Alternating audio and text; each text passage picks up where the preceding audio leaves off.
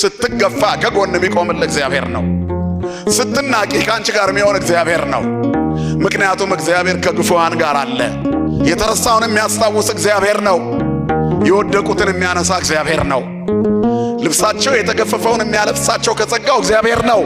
የተናቁትን የሚያከብር ማን ነው ወገኖቼ? እግዚአብሔር ብቻ ነው። እስር ቤትም እግዚአብሔር ከዮሴፍ ጋር ነበረ።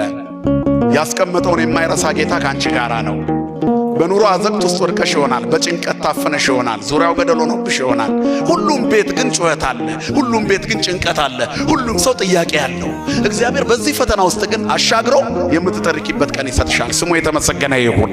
ብዙ ጥያቄዎች አሉ። ጓዳ በብዙ ጥያቄ የተሞላ ነው። መኝታ ሰላም አጥቶ ሊሆን ይችላል። ማዕድም በፍርሃት የተሞላ ይሆናል። የሥራ ቦታም ላይ ብዙ ፍርሃትና ጭንቀት አለ።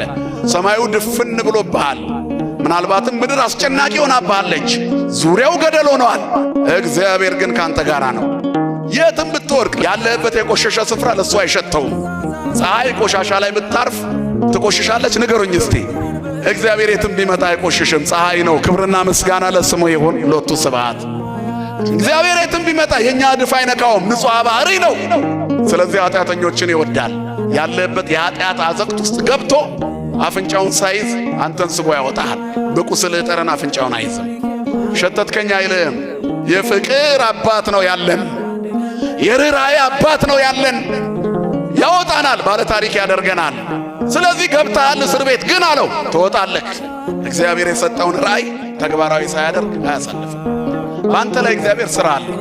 ቸኩለህ አትለፍ፣ አትቸኩል። ችኩል ሰው ወደ መጉደል ይቸኩላል ይላል መጽሐፍ። በሥጋ ግብታዊ አትሁኑ እህቶችና ወንድሞች። እግዚአብሔር በእናንተ ላይ ይሠራል። ወደ ምድር ለከንቱነት አላመጣንም። እግዚአብሔር በአሕዛብ መካከል ራስ ያደርገናል። በእንክርዳድ መካከል ንጹሕ ስንዴ ያደርገናል። ይችላል አይችልም? እግዚአብሔር የዘመድ አውራ ማድረግ እግዚአብሔር ይችላል። ጅራት የነበረውን ራስ ማድረግ እግዚአብሔር ይችላል። ከትቢያ ማንሳት እግዚአብሔር ይችላል። ግን ስትቆም አትርሱት፣ ስትቆም አትርሹ። ተንከባለሽ የለመንሽው እግዚአብሔር አቁሞ በእጆቹ ደግፎ ቀና ሲያደርግሽ አትርሺው፣ አትርሳው። ሲተው ተመልሰህ ትፈጠፈጣለህ፣ ተመልሰህ አትነሳም። እግዚአብሔር ከጣለ እግዚአብሔር ትቶት ወድቆ የተነሳ የለም። እግዚአብሔር አንስቶት ደግሞ የወደቀ የለም።